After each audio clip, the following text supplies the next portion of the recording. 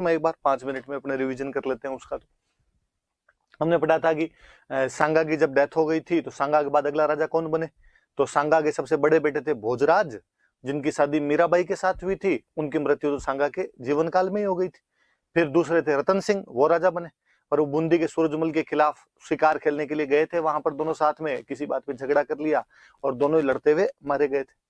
फिर उसके बाद राजा किसको बनाया जाए, तो विक्रमादित्य को बनाया गया था।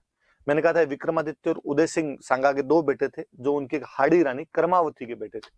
विक्रमादित्य में ज्यादा कोई लक्षण थे नहीं, तो कर्मावती उसकी गार्जियन बनी, उसकी सरंगसिका बनी, कर्मावती संभालती थी। गुजरात में उस समय सुल्तान हुआ करता था बहादुर शाह, और बहादुर शाह को जब ये बात पता चली कि भाई आजकल जो मेवाड़ है वो थोड़ा कमजोर हो रखा है, तो बहादुर शाह ने यहाँ पर 1533 में यहाँ पर अटैक कर दिया था।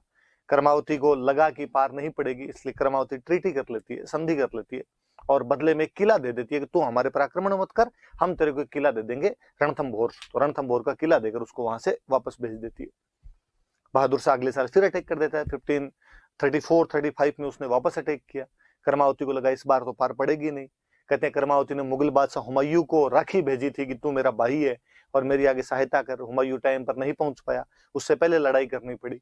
दुश्मन की सेना बड़ी हो, अपनी सेना छोटी हो, तो लड़ने का एक तरीका होता था जिसको साका बोलते थे। 1535 में चित्तौड़ का दूसरा साका किया गया। रानी कर्मावती जोहर कर लेती है और देवलिया प्रतापगढ़, जिसको आजकल अपने कहते हैं, देवलिया के बाघ सिंह थे, उनके नेतृत्व में केसरिया किया गया था। और देवलिया के बाघ सिंह के नेतृत्व में केसरिया हुआ, इसलिए उनका नाम भी पड़ गया देवलिया दीवान, कि उस दिन देवलिया वाले को क्या बनाया गया था, दीवान बनाया गया था। वहां पे पांडुपोल के पास लड़ते हुए बाघ सिंह उसके अंदर शहीद हो गए थे। बहादुर शाह यहाँ पर कब्जा कर लेता है, लेकिन जब उसे समाचार मिला कि हुमायूं ने मालवा पर कब्जा कर लिया, वो हुमायूं से लड़ने के लिए मालवा की तरफ गया, लेकिन बाद में वहां से भी भाग जाता है और दमन दीव की तरफ वहां पर पुर्तगालियों के साथ एक झड़प के अंदर लड़ते हुए मारा गया था। किसी सूफी संत की भविष्यवाणी थी कि चित्तौड़ के नाश के साथ ही बहादुर शाह का नाश हो जाएगा। सूफी संत की भविष्यवाणी सत्य साबित हो गई।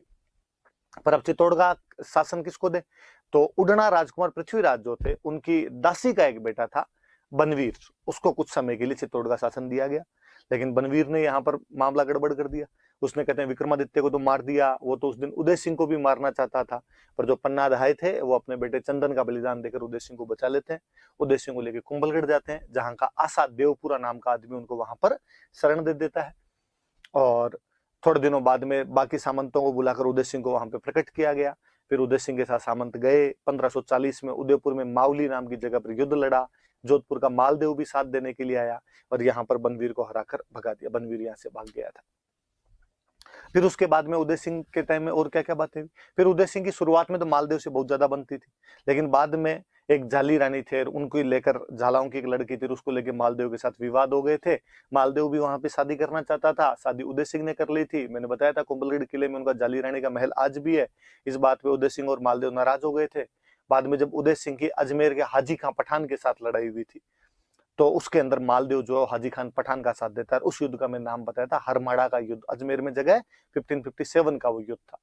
फिर मैंने बताया था कि 1559 में और आपके उदय सिंह के पोता हुआ था, महाराणा प्रताप के सबसे बड़े कुंवर अमर सिंह का जन्म हुआ था, इसलिए एकलिंग जी की धोख लगाने के लिए गए थे। फिर वहीं पर उन्होंने उदयपुर पास की पहाड़ियों में उदयपुर नामक एक पूरा नया शहर बसाया 1559 में, और वहां पर उदय सागर नाम की झील बनवाई थी, तो उदयपुर की स्थापना की थी।